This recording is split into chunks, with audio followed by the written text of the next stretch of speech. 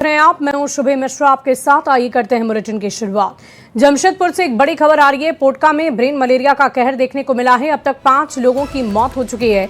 1250 जांच में 70 नए संक्रमित पाए गए हैं। राज्य सरकार केंद्रीय टीम ने संभाला है मोर्चा। दवाई का छिड़काव हो रहा है, लोगों की जांच कराई जा रही है।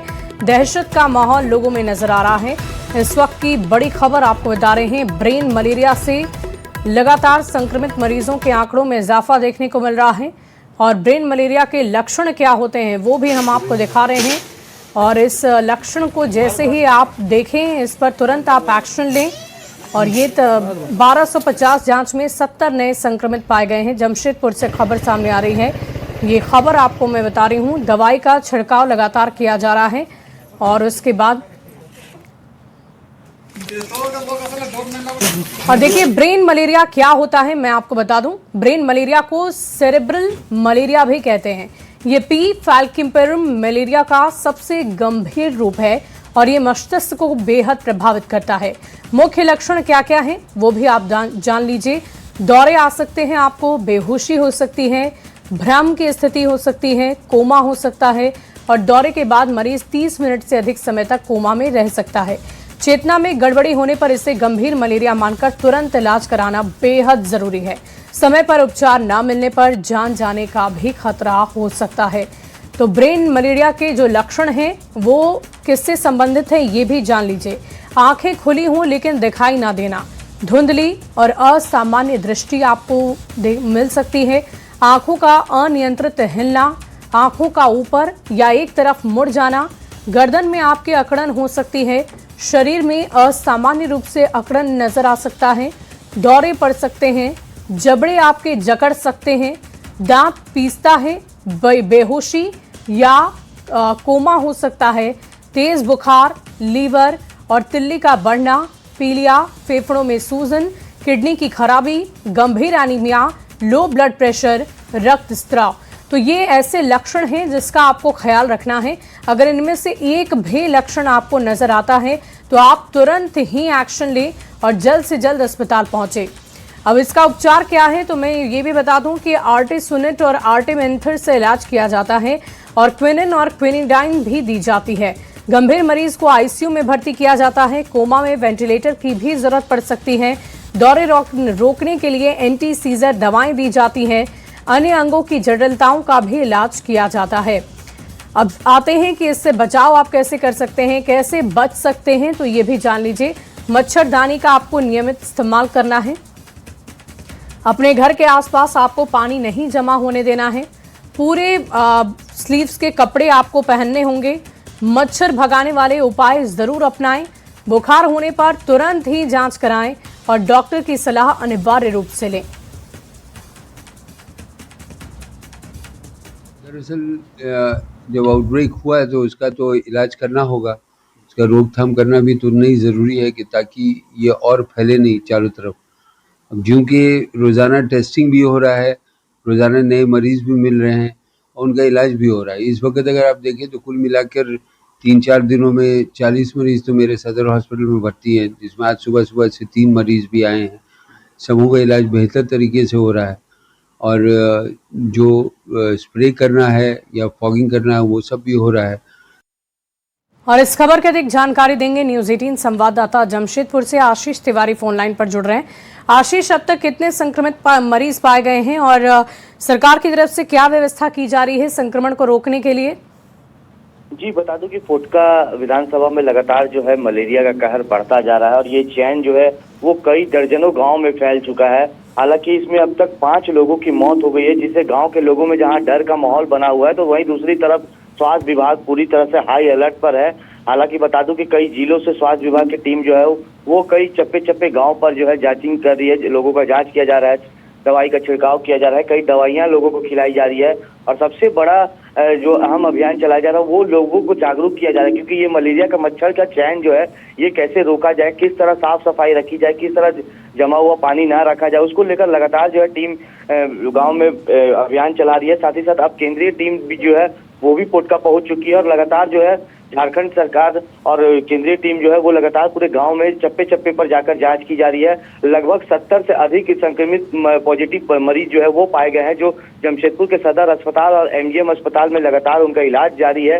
हालांकि वहां का स्थानीय विधायक संजीव सरदार भी लगातार स्वास्थ्य मंत्री से संपर्क में है और लगातार लोगों को कैसे करके ये मौत का आंकड़ा जो है उसे ब्रेक लगाया जाए और लोगों को इसके प्रति जागरूक किया जाए और सही उचित दवाई उनको पहुंचाई जाए, जिससे ये जो मलेरिया का चयन है इसे रोका जा सके। हालांकि पूरी तरह से स्वास्थ्य विभाग अलर्ट मोड पर है और लगातार जांचिंग की जा रही है। हालांकि स्वास्थ्य सिविल सर्जन ने निजी अस्पतालों से भी अपील की है कि मलेरिया को लेकर सभी दवाइयां उपलब्ध रखिए। किसी तरह कोई मरीज पहुंचता है तो उसकी विशेष रूप से उसको अलग से एक केबिन भी बना दिया गया है मरीजों के लिए। तो कहीं ना कहीं जहां एक तरफ गांव में मलेरिया फैल रहा है तो दूसरी तरफ स्वास्थ्य विभाग भी पूरी तरह से अलर्ट मोड पर है। केंद्र और राज्य के सहयोग से पूरे गांव में जाकर जांच किया जा रहा है, दवाई का छिड़काव किया जा रहा है, लोगों से जागरूक रहने की भी अपील की जा रही है। जी वाकई लोगों से सतर्क और सावधान रहने की अपील हो रही है और लक्षण दिखने पर तुरंत आपको अस्पताल जाना है। न्यूज़ 18 भी आपसे यही अपील करता है। बहुत शुक्रिया आशीष, हमारे साथ जुड़ने के लिए, तमाम जानकारी के लिए। गिरिडीह से एक बड़ी खबर का रुख करते हैं, जहां के बिरनी प्रखंड में खट्टाडाड़ गांव में रास्ते में विवाद को लेकर दो पक्ष में मारपीट हो गई। इस मारपीट के दौरान जमकर लाठी डंडे ईंट पत्थर चले हैं। मारपीट में दोनों पक्ष के 12 से अधिक लोग घायल हो गए, जबकि 2 लोगों की स्थिति गंभीर बताई जा रही है। जानकारी के अनुसार दीपक साव और नागेश्वर साव के बीच पिछले 1 साल से रास्ते को लेकर विवाद चल रहा था और मामले में कई बार अंचल कार्यालय पहुंचा भी, लेकिन समाधान इस समस्या का हो ही ना सका। आज एक पक्ष ने दीवार बनाकर रास्ता बंद कर दिया, जिसका दूसरे पक्ष ने विरोध किया है और इसी दौरान विवाद बढ़ गया और दोनों पक्षों में जमकर मारपीट हो गई है।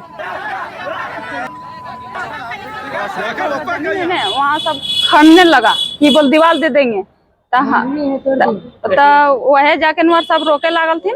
हमने घर के 2-4 गो मरद गल थी कि बोलो ना हमारा बोला जमुना में तो नहीं ना यहाँ खड़बी, बोल नहीं खड़ेंगे, यहीं खड़ेंगे, कौन उखाड़ेंगे से देखेंगे, यहीं तोड़ेंगे। तो सब अब ईटा उटा फेंकने लगा, तो हम लोग सब गुहार करने लगे कि बोलो धोरियो मारे लगलो।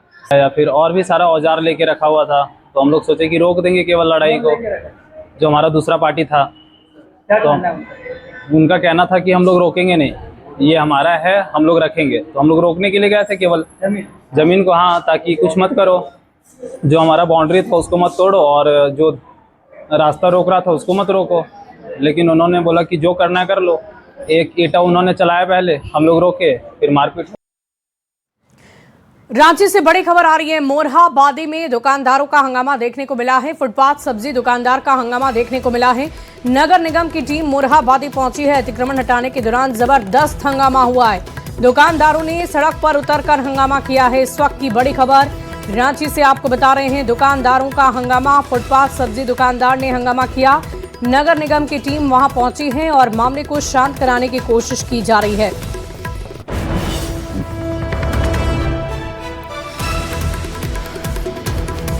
तो बड़ी खबर आपको बता रहे हैं, मोरहाबादी में दुकानदारों ने हंगामा किया है। फुटपाथ सब्जी दुकानदार का हंगामा, इस वक्त की बड़ी खबर रांची से आपको बता दें। नगर निगम की टीम मोरहाबादी पहुंची है और इस खबर के अधिक जानकारी के साथ न्यूज़ 18 संवाददाता निरंजन सिंह हमारे साथ फोन लाइन पर जुड़ रहे हैं। निरंजन, क्या कुछ जानकारी है? इस वक्त अतिक्रमण को हटाने गई टीम पर क्या हमला भी किया गया? देखिए, पूरी अगर हम रांची शहर की बात करें तो अतिक्रमण को हटाने को लेकर के रांची नगर निगम एक टीम बनाई है, जो अलग अलग इलाकों में जाकर के अतिक्रमण मुक्त कर रही है। लेकिन इसी बीच आज सुबह मोरहाबादी स्थित जो फुटपाथ दुकानदार हैं, जो सब्जी और फल बेचते हैं, सुदूर ग्रामीण इलाकों से आकर यहाँ सड़क पर अपना रेहड़ी पट्टी लगा करके फल और सब्जियां बेचा करते हैं। आज से नहीं बल्कि ये परसों से है और कई दूर से आकर के ये अपने घर से, कई किसान ऐसे भी हैं जो अपने खेत का उत्पाद यहाँ बेचते हैं। लेकिन हुआ यह कि अचानक बिना पुलिस को इन्फॉर्मेशन किए हुए नगर निगम की टीम यहाँ आई और फुटपाथ दुकानदारों को हटाने की कोशिश की। हालांकि थोड़ी बहुत झड़प भी हुई, हंगामा भी हुआ है, लेकिन फिर स्थानीय पुलिस यहाँ आकर हंगामा को शांत किया और तत्काल इस बात को लेकर के कहा गया कि आप लोग को कहीं ना कहीं अस्थायी दुकान दिया जाएगा, क्योंकि पहले से प्रक्रिया चली आ रही है। यहाँ सरकार के द्वारा फुटपाथ दुकानदारों को अस्थायी दुकान भी आवंटित किया गया है, क्योंकि ये प्रत्येक लगाते हैं और फिर शाम सुबह लगाते हैं और शाम में चले जाते हैं। तो ऐसे दुकानदारों को अस्थायी देना संभव नहीं है, फिर भी सरकार की ओर से ये की जा रही है कि ऐसे दुकानदार जो सुदूर ग्रामीण इलाकों से आकर अपना जीवन यापन करते हैं, उन्हें अस्थायी ठौर ठिकाना दिया जाए। इसी को लेकर के नगर निगम भी इस बात का जिक्र किया है कि अस्थायी दुकानों को लेकर के मिल बैठकर बात करेंगे। हालांकि चलिए, बहुत शुक्रिया निरंजन हमारे साथ जुड़ने के लिए, तमाम जानकारी के लिए। और देवघर से एक और बड़ी खबर का रुख कर लेते हैं, जहां कुंडा थाना पुलिस ने डकैती की बड़ी वारदात को समय रहते विफल कर दिया है। अवैध हथियार और जिंदा कारतूस के साथ बदमाशों को गिरफ्तार किया गया। पुलिस के अनुसार चांदडीह सरकंडा जंगल में कुछ अपराधी हथियारों से लैस होकर किसी बड़ी घटना को अंजाम देने पहुंचे थे, योजना बना रहे थे, जिसे पुलिस ने समय रहते विफल कर दिया है। जंगल में घेराबंदी की गई, 2 आरोपियों को गिरफ्तार किया गया। इस छापेमारी के दौरान पुलिस ने एक लोहे का देसी कट्टा, 2 जिंदा कारतूस, 2 फोन और 3 बाइक बरामद की। लोगों की हलचल दिखाई दी तो उसको काफ़ी सीक्रेटली वहाँ पे पहुँचे और जब उन लोगों की धरपकड़ शुरू की गई तो 2 लोग रंगे हाथ पकड़े गए हैं, जिनका आपराधिक इतिहास भी है। और सूचना अनुसार वो बात थे कि 6-7 लोग वहाँ पे जुटे हुए थे और डकैती का प्रयोजन और उसको कारित करने की योजना थी उनकी। खबर जमशेदपुर से आ रही है, जहां हिमांशु हत्याकांड मामले को लेकर आरोपी की गिरफ्तारी और जमशेदपुर में बढ़ते आपराधिक घटनाओं को लेकर जमशेदपुर बंदी का आह्वान किया गया। इस बंदी को सफल बनाने के लिए शहर के लोग, व्यापारी, ऑटो चालक, स्कूल प्रबंधन, निजी कंपनी प्रबंधन ने सहयोग दिया और इसी को लेकर क्षत्रिय समाज के अध्यक्ष, व्यापारी और बीजेपी के नेताओं ने भी शहर के लोगों का धन्यवाद किया है। लोगों ने जमशेदपुर के नए एसएसपी से अपील की है कि अब हेलमेट चेकिंग के साथ साथ पूरे शहर में आम और चप्पड़ की जाँच की जाए और शहर को अपराध मुक्त के साथ नशा मुक्त भी किया जाए। तो एसएसपी से चापड़ की जांच की अपील की गई है। ये बड़ी खबर आपको बता रहे हैं। शहर को अपराध मुक्त कराने की अपील की जा रही है और अपराध पर सख्त कार्रवाई की मांग लोगों ने की है। जमशेदपुर के एक लोग और समाज के एक लोग जो है स्वतः स्फूर्त होकर अपने आप बंदी किए। मैं पूरा जमशेदपुर घुमा, कम से कम पश्चिमी में तो पूरे पश्चिम घूमे, कहीं भी हमें गाड़ी से उतरने की जरूरत नहीं पड़ी, कहीं किसी को बोलने की जरूरत नहीं पड़ी, हर जगह बंदी था। तो यह स्वतः स्फूर्त था बंदी। लोग जो है आक्रांत थे पूरे स्थिति से। पिछले लगभग 3-4 वर्षों से जमशेदपुर और जमशेदपुर के इर्द गिर्द के क्षेत्रों में खासकर सूखी नशा, ड्रग्स, हीरोइन, ऐसे नशा का बहुत जोड़ का कारोबार जो चल रहा है, अगर समय रहते हम सभी लोग उसको प्रशासन के माध्यम से, राज्य सरकार के माध्यम से या सामाजिक संगठन के माध्यम से अगर हम लोग कंट्रोल नहीं कर सके तो जमशेदपुर की युवा पता नहीं किस ओर जा रही है। बंदी थी ना, ऐतिहासिक बंदी थी, लोगों ने स्वतः बंद किया और जिस तरह से लोगों ने अपने से सारी दुकानें बंद की और कि लोगों के मन में कितना आक्रोश होगा। पिछले दिनों भी देखा गया, लोगों ने कहा कि नहीं ऐसे ही है, लेकिन मैं फिर से कहना चाहता हूँ, हेमंत सरकार से कहना चाहता हूँ कि जनता की भावना को समझिए। खबर धनबाद से आ रही है, जहां निरसा विधायक अरूप चटर्जी को मिली कथित धमकी के बाद झारखंड की सियासत गर्म हो गई है और इस मामले को लेकर सत्ता पक्ष और विपक्ष दोनों ही आमने सामने आ गए हैं। जेएमएम ने कुख्यात गैंगस्टर प्रिंस खान के बीजेपी नेताओं के संपर्क में होने के आरोप लगाए। वहीं कांग्रेस ने धनबाद पुलिस की कार्रवाई पर भरोसा जताते हुए कहा कि पुलिस पूरी मुस्तैदी के साथ काम में जुटी हुई है। दूसरी ओर बीजेपी विधायक सीपी सिंह ने राज्य की कानून व्यवस्था पर सवाल खड़े किए हैं। झारखंड में लॉ एंड ऑर्डर की स्थिति बेहद चिंताजनक है। भाजपा को इस पर कुछ बोलना चाहिए। ये बहुत ही दुर्भाग्य की बात है। अरूप चटर्जी भी एक चुने हुए जनप्रतिनिधि हैं, पुराने हैं, तो इस तरह की वारदातें अगर होंगी तो बड़ा दुर्भाग्य का बात है। और ये मामले पुलिस के संज्ञान में भी आए हैं, पुलिस अपने हिसाब से कार्रवाई करेगी, अनुसंधान करेगी। ये प्रश्न तो बड़ा अजब है कि कानून व्यवस्था को किस रूप में देख रहे हैं। भाई जब कानून व्यवस्था रहेगी तब तो उस रूप में देखेंगे, जब कानून व्यवस्था ही नहीं हो तो इसे किस रूप में देखना। क्या रांची में आरएसएस कार्यालय पर हुआ हमला सिर्फ 3 युवकों की करतूत थी या इसके पीछे कोई एक बड़ा नेटवर्क चल रहा था? एनआईए को पूछताछ में ऐसे क्या सुराग मिले कि जांच की दिशा ही बदल दी गई? इन तमाम सवालों के बीच रांची के निवारणपुर स्थित आरएसएस कार्यालय पर हुए पेट्रोल बम हमले की जांच अब एनआईए के हाथों में है। गिरफ्तार 3 आरोपियों में से 7 दिनों के रिमांड पर इन सभी को रखा गया है। पूछताछ इनसे जारी है और जांच एजेंसी को कई अहम खुलासों की उम्मीद भी है। इस स्पेशल रिपोर्ट में देखिए कि इस मामले में अब तक क्या कुछ हुआ है। आरएसएस दफ्तर पर हमला, कौन है मास्टरमाइंड? रांची अटैक का पाकिस्तान कनेक्शन, 3 आरोपी लेकिन साजिश कितनी बड़ी? रांची हमले के तार कहां तक? क्या रांची बना बड़ी साजिश का अड्डा?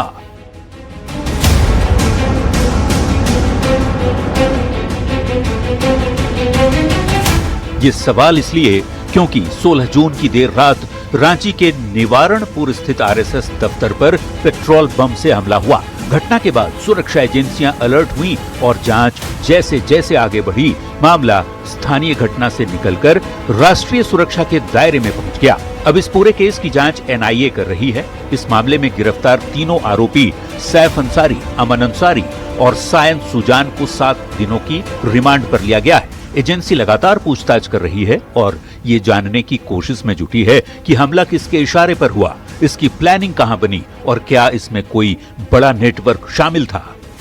जाहिर है कि जिस पूरे के मामले को याद कीजिएगा तो इस मामले के पूरे तार जो हैं पाकिस्तान से जुड़े थे। मतलब कि इसमें एक तरीके से आतंकी संगठन के शामिल होने का भी जो मॉड्यूल होता है वो भी सामने आया था। और सबसे बड़ी बात यह कि इसके तीनों आतंकी जो हैं, सैफ अंसारी, अमन अंसारी और सायन सुजान जो है, उसको रिमांड पर लिया गया है।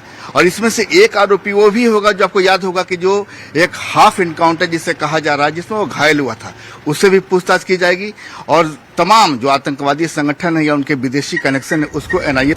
शुरुआती जांच में एजेंसियों को ऐसे इनपुट मिले हैं जिनके आधार पर मामले के तार अंतर्राज्यीय नेटवर्क और कथित तौर पर पाकिस्तान से जुड़े होने की आशंका की जांच भी की जा रही है। इसी वजह से एनआईए हर पहलू की गहराई से पड़ताल कर रही है। एजेंसी यह भी पता लगाने की कोशिश कर रही है कि हमला किसी बड़े मॉड्यूल का हिस्सा था या नहीं और आरोपियों को किसने मदद पहुंचाई।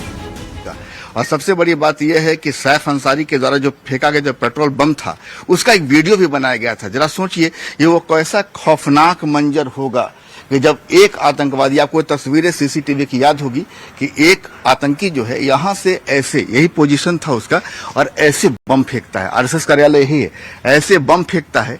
एक बम आपको सीधे जाकर छत पर गिरता है जो कि फटता है। दूसरा बम जो है ठीक इस बाउंड्री के उस तरफ जाकर गिरता है जो फटता नहीं है। लेकिन तमाम दूसरा जो व्यक्ति था उसकी वीडियो बना रहा था। मतलब उसकी मंशा साफ समझ में आती है कि वास्तव में बम को, पेट्रोल बम को फेंकने का मतलब जो होता है सीधे कि पेट्रोल जब गिरता है तो फैलता है और आग लगती है। सूत्रों के मुताबिक पूछताछ के दौरान कई electronic device, call detail, digital chat और अन्य तकनीकी साक्ष्यों की भी जांच की जा रही है। एनआईए को उम्मीद है कि रिमांड के दौरान इस मामले में कई अहम खुलासे हो सकते हैं। फिलहाल जांच जारी है और एजेंसी पूरे नेटवर्क की कड़ियां जोड़ने में जुटी है। अब सवाल उठता है कि क्या रांची पर हमले की साजिश सीमाओं के पार से रची गई थी?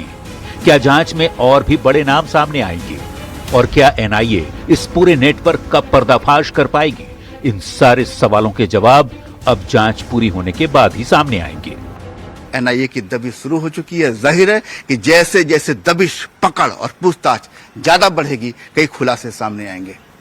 करें प्रभाकर के साथ संजय कुमार सिन्हा, न्यूज 18 रांची।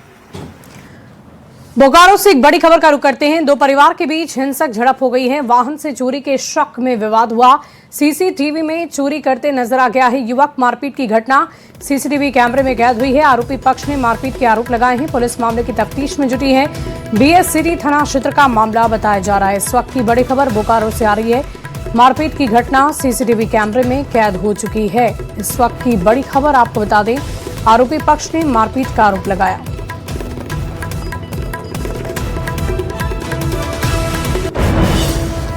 बढ़ते आगे खबर देवघर से है, जहां बाबा बैद्यनाथ मंदिर में एक मुस्लिम समुदाय के व्यक्ति को तीर्थ पुरोहित समाज के लोगों ने पकड़कर प्रशासनिक भवन स्थित कंट्रोल रूम में पुलिस के हवाले कर दिया। पूछताछ के दौरान बताया गया कि कटिहार जिले का रहने वाला है और उसकी पहचान शेख दाऊद के रूप में हुई है। उसने बताया कि वो अपने ही गाँव के हिंदू पड़ोसी अर्जुन ठाकुर और छोटू ठाकुर के पुत्र पुत्री की बाबा मंदिर में मंडन कार्यक्रम में शामिल होने पहुंचा हुआ था। काफी देर हो जाने के बाद जब वो लोग वहां नहीं पहुंचे तो उन्हें ढूंढने के लिए वहां वो चला गया। इसके बाद बाबा मंदिर थाना की पुलिस उसे थाने लेकर आई है। अर्जुन ठाकुर से बातचीत हुई है और जांच पड़ताल के बाद उसे छोड़ दिया गया।